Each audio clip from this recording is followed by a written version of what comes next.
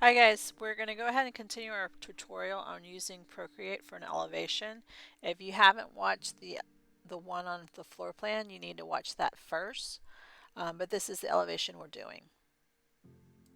For this, you're going to need an Apple Pencil, the iPad, and the app Procreate. You're going to insert the image as a photo, and on top of that image, that layer, you're going to go ahead and start. I use the pen, technical pen, and then I use the color black. When you draw it, you're going to, oop, that's too big. I'm lowering the width. You're going to draw the line and you're going to hold it, and it snaps to be a straight line. That one is a little too long. So in order to undo, there's the undo button right there. You're going to start the line, stop it where you want it to end, and then hold it, and it creates a straight, perfect line. So draw and hold. So draw, hold, it snaps. So you're going to keep doing that all along the perimeter edge of your elevation. So the elevation border should be a thick line, so that's why I have this as a thick line. When I do the elements within the interior, it'll be like a medium thin line. But for the perimeter of my elevation border, it's going to be a thick line like this. So I'm going to do that until the elevation border is complete before I work on the inside. So now I have reduced the width, so you can see that these lines are more thin than the others. So I'll do the different architectural details in this thin line. My crown molding profile like this, and so all the little molding lines that I draw, it's really helpful to drag and hold so that those lines, as long as they are, will still remain straight. Because if your hand's not steady, it'll look kind of wobbly. If that's the look that you're going for, that's fine. But what I like about this iPad is that you can hold and it snaps to be a perfect straight line. So it's almost like you're drafting it. So you have the profile, the base molding, and then I start to do the details of the fireplace. So the next layer I'm going to do, I'll do a separate layer because I want to be able to center my chandelier. So I can move that over until it's centered the way I want it to be. I have another layer. Now I'm doing the details for the window treatment. So it'll look something like this. Again, this is all using the technical pencil or technical pen, really. And this is free as part of the Procreate tool set. When I do the window treatments, the edges of the window panels are the straight lines, but all the folds within, I just use my natural stroke. So sometimes you're going to need to turn on and off the photo that you're tracing just to make sure that you're getting all the information. So because I have two of these chairs, I'm going to go ahead and draw one perfect chair. And because it's on a separate layer, I can go ahead and just copy around using the select tool, that little S looking thing, and use three fingers to down drop or down stroke and copy and paste. And then I'll move that chair over. So I've drawn only one chair, but I've used it in two different locations. So here I have the end table and the sofa profile, as well as the sofa table behind the sofa. I'll do the planner, and the lamp. Now, just like with the plan view of the plant, you can always draw the plant and kind of leave it on a separate layer. So that way you can use it almost like a sticker for any other drawing that you do, elevation you do, so that you're only drawing that plant one time and then you can use it for multiple drawings because it's still a plant that you would probably use. And that's what I really like about this, is that you're able to kind of use that as a trace file for future projects. So it's not one and done. You can use it as many times as you want it to use it.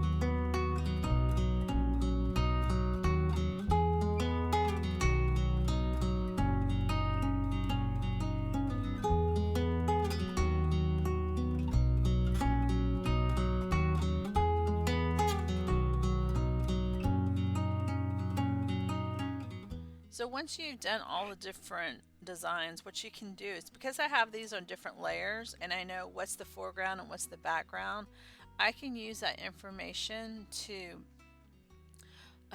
erase the lines that I won't see. So if this fireplace is before the base molding, I'm going to erase that line. This chair is in front of the window treatments, I'm going to erase the layer that has the window treatments and just show the exposed areas where the window treatments would be seen, like below the chair and above the chair. But everything that the chair covers, I'm going to erase that line. It's just a little, it's helpful for me to do it this way so that when I'm drawing, I can just focus on drawing and I don't have to worry about the start and stop of the different elements, because I'll come back and just erase what I don't see. So that's the approach I do. I mean, you can, if you want to just stop wherever you want it to be, that's fine, and be perfect in one layer, that's fine. But I like to play with the different layers and then erase the lines that I don't need after the fact.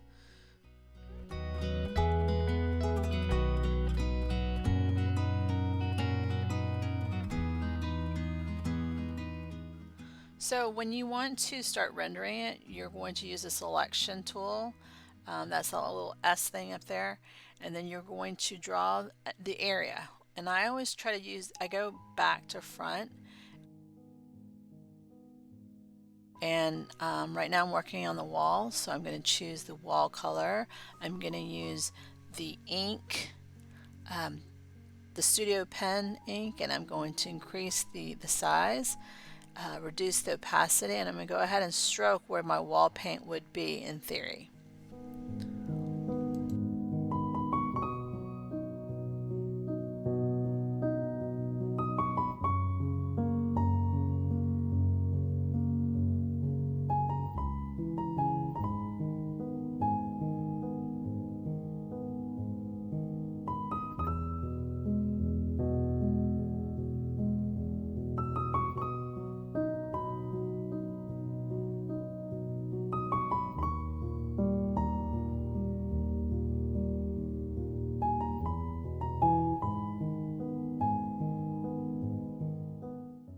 Now I'm going to go ahead and create a new layer for the crown molding.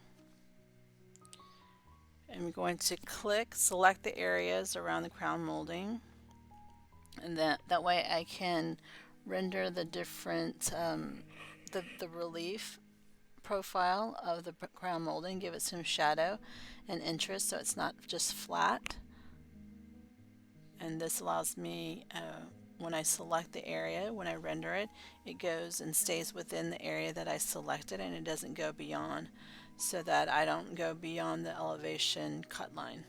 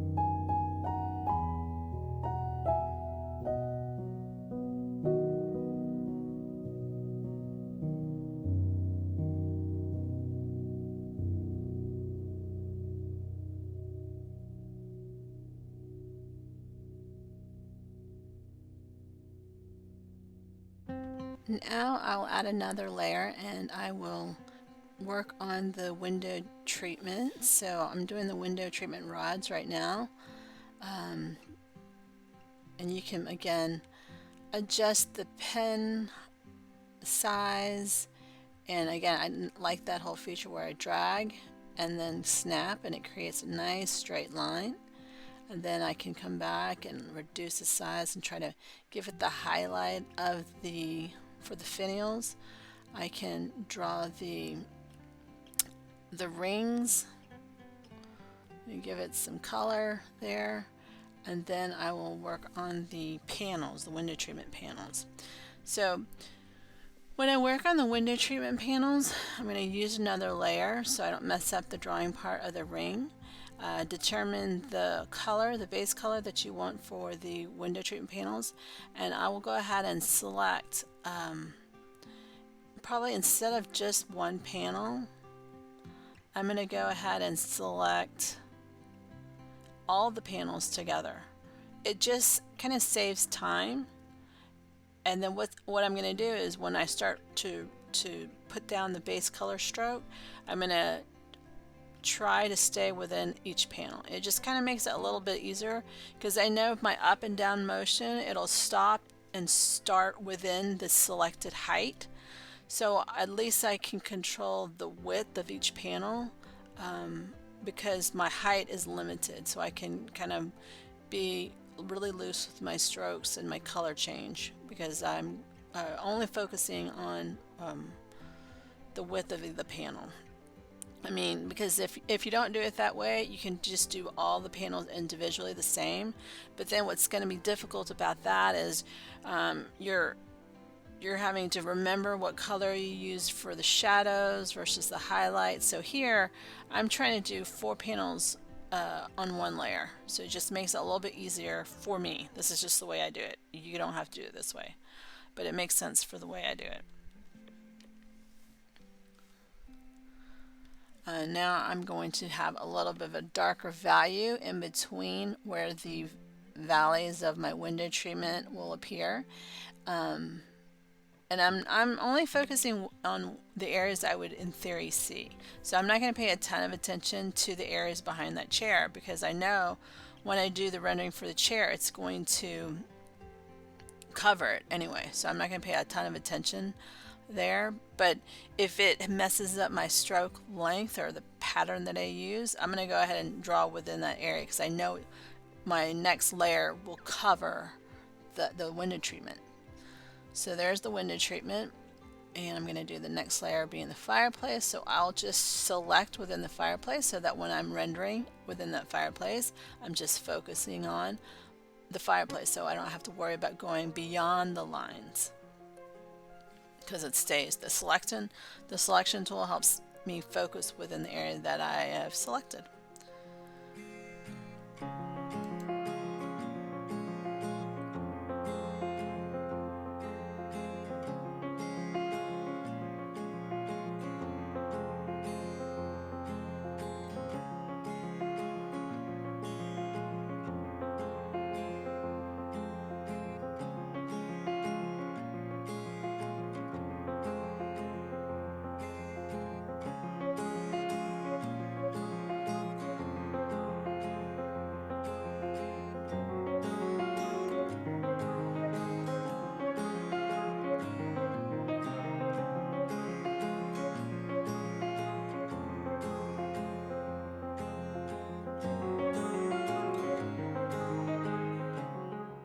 Now I'm going to go beneath my window treatment layer and I'm going to go ahead and select where the window will be. And I'm going to again do all 3 windows at the same time. That way I can do kind of like the glass effect and it'll be consistently the same color. And I use the airbrush tool for that so that it is more of a really kind of smooth edged line. And I want to make sure to keep that selected area underneath the window treatment panels. So that way I don't have to focus on starting and stopping. It goes all the way through. The reason why I like to use it as a separate layer is that way if I think maybe the color is too strong, I can lower the opacity. so I can reduce the opacity so it looks more like a hint of glazing, so it's not super bright. Now I'm doing like the view outside. Do I want it to be water? Do I want to hint at some clouds out there? Do I want to hint at the fringe of a palm frond poking down there? How about some, what do you call it, some greenery, some bushes outside? So I'm varying the color green. And because it's beyond the window, I'm not going to show a ton of detail. It's almost like it's hazy. Okay, and that is why it is the layer below the glazing. So it's not on top of the glazing, it's below because it's beyond the window.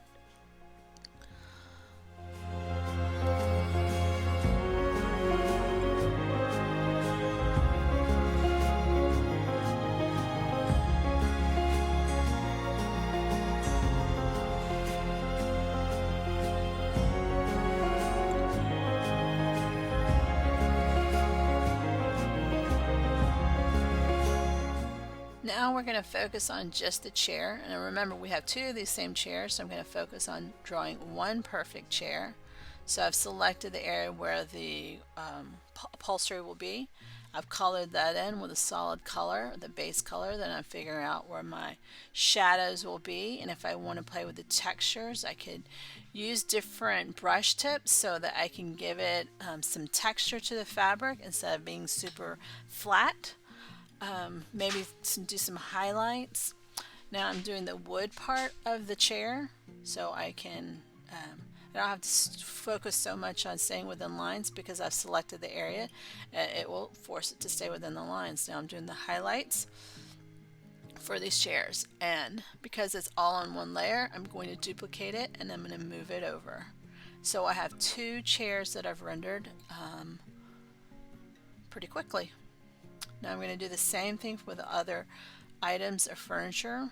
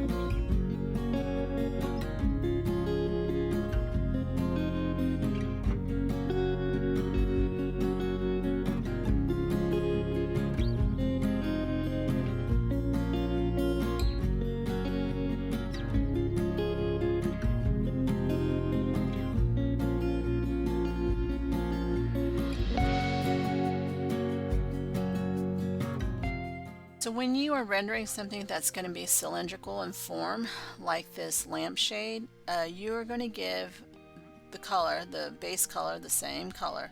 And what you're going to do is kind of show some shadows around the edges and some highlights towards the middle. So it kind of looks like it's coming towards you. And that's how you give it something of a rounded appearance.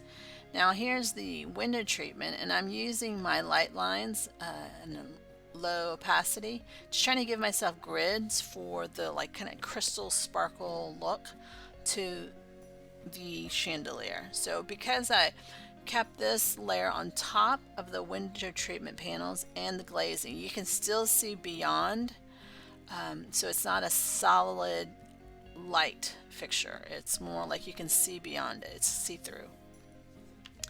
But again, it really kind of depends on what light fixture you're rendering.